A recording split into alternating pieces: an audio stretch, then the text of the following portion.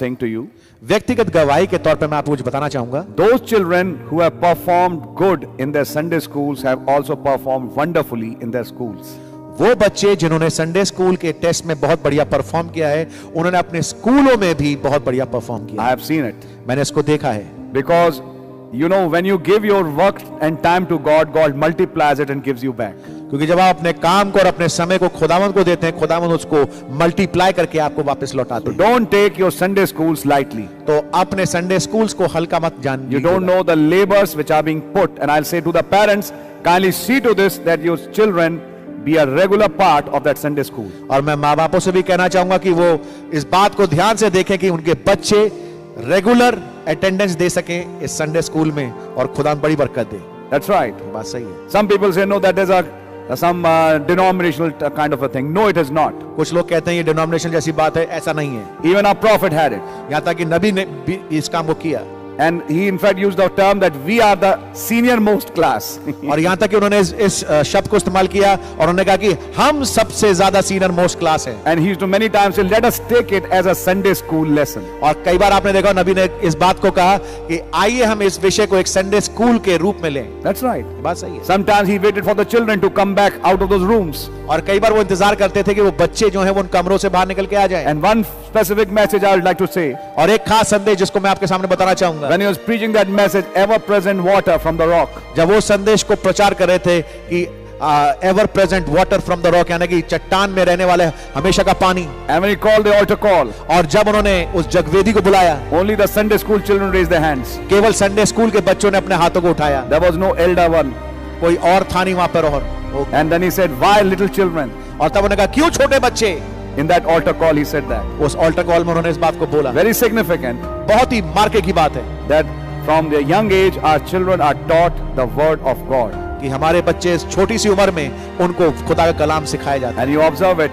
और आप even your देखिएगा, school performance will improve. आप देखिएगा कि यहाँ तक कि आपकी स्कूल की परफॉर्मेंस वो भी इंप्रूव हो जाएगी। I would like to testify. मैं गवाही देना चाहूंगा। When I came to the Lord, जब मैं प्रभु के करीब आया, I mean, I was always in a family, my believers family. मैं कहना चाहूंगा हमेशा मैं एक विश्वासी परिवार में पाया जाता था।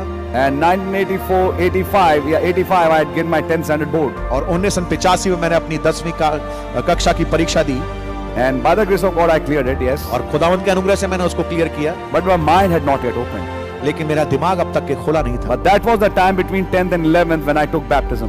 लेकिन 10 और 11वीं कक्षा के बीच की बात थी जब मैंने बपतिस्मा लिया। 1985, I still remember that. 1985 मुझे अभी तक याद है। And when I started reading the word, और जब मैंने वचन को पढ़ना शुरू किया, I will say personally because I understand the value of this line the prophet said in the message. मैं व्यक्तिगत तौर से इस बात को कहना चाहूंगा क्योंकि मैं इस मूल को जानता हूं जो कि नबी ने एक लाइन में कही है संदेश। Whenever you want a revival in your life, welcome the word. उन्होंने कहा जब कभी आप अपनी जीवन में बेदारी चाहें, वचन को आमंत्रित करें। And when I welcome this word by underlining verses, memorizing verses, when I started doing it as a practice. और जब मैंने वचन को आमंत्रित करना शुरू किया, आयतों को अंडरलाइन करने के द्वारा, वर्सेस को अंडरलाइन करने के द्वारा, कोट्स को अंडरलाइन करने के द्वारा, उनको हिफ्ज करने के द्वारा। These days I am giving homework to my children, was even sitting here in my own personal family altar.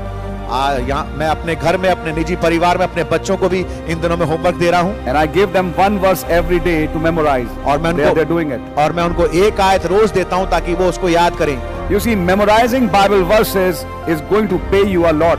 आप देखिए बाइबल की आयतों को याद करना, हिफ्ज करना, ये बहुत बढ़िया काम करेगा आगे। That's right. It's wonderful. ये बहुत ही अद्भुत है। Even for you adults. यहाँ तक कि आप जो वयस्क हैं, if you memorize the scriptures, अगर आप इन आयतों को हिफ्ज कर लें, brother, they'll come back in your mind when you are in need. और जब आप जरूरत में होंगे ये आपके दिमाग में आपके पास वापस लौट के आएंगे। I have seen it. मैंने इसको देखा है। Then certain songs you should know always. फिर कुछ खास गीत जो आपको हमेशा मालूम होना चाहिए। Whenever situation arises, you start singing that song. जब खास एक परिस्थिति आए, खड़ी हो, तो आप उस खास गीत को गाने लगे। And the spirit of that song starts working. और उस गाने की, उस गीत की आत्मा काम करने लगेगी। Which would be the Holy Spirit, of course. जो कि वास्तविकता में पवित्र आत्मा होगा। And take you out of that problem. और आपको उस समस्या से बाहर निकाल लेगा। Is that right? क्या बात सही है? Oh, praise the blessed be the name of the Lord. ओ खुदावंद का नाम मुबारक हो। So, I mean that would pay a lot. तो ये बहुत फर्क डालेगा। So I started memorizing the verses Revelation 10 was my favorite scripture and I used to underline it and underline it and underline it and underline it. और मैंने आयतों को याद करना शुरू किया। प्रकाशित वाक्य 10 मेरा बहुत ही फेवरेट स्क्रिप्चर था और मैं उसको अंडरलाइन और अंडरलाइन और अंडरलाइन करता रहता था। I think even today if I'm half asleep I can speak 1 to 7 just like that. और अगर यहां तक कि आज मैं अगर आधी नींद में भी हूं तो मैं आपके सामने इस समय 1 से 7 आयत आपके सामने बिल्कुल ऐसे कैसी बोल सकता हूं। Amen for that. आमीन इस बात के लिए। Blessed be the name of the Lord. प्रभु का नाम मुबारक हो। So when that happened, तो जब ये हुआ my understanding for my studies opened. तो मेरी अपने जो स्कूल की जो स्टडी थी उसके लिए मेरा दिमाग और खुल गया। And the tutor who was teaching me maths, और वो ट्यूटर जो शिक्षक आके मुझे मैथ्स पढ़ाता था, in fact I started suggesting him solutions. तो मैं हालांकि ऐसा हुआ कि पढ़ाने तो वो मुझे आते थे लेकिन मैं उनको सोल्यूशन सजेस्ट करने लगा। You see, because this is the beauty of maths. When you start seeing maths, you start developing various techniques to perform the same question. और यही तो खूबसूरती है कि जब आप मैथ्स को पढ़ रहे हैं और आप उसको समझना शुरू कर देते हैं तो आपको वेरियस टेक्निक मिल जाती हैं एक क्वेश्चन का समाधान निकालने के लिए। He taught me one method. I said, sir, can't we do it this way? उन्होंने मुझे एक तरीका सिखाया। मैंने कहा सर क्या हम एक और दूसरे तरीके से नहीं कर सकते? And wouldn't that be a shorter one?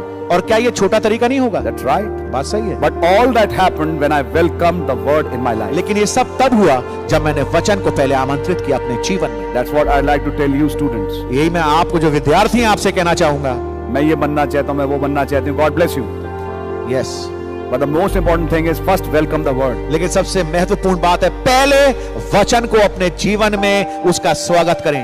When you welcome the word, your graph will start going up. जब आप वचन का स्वागत करेंगे तो आपका जो ग्राफ है वो उठने लगेगा। Always I have seen it, always. हमेशा मैंने इसको देखा है। So God bless you for Sunday school. January 8th is the historic date.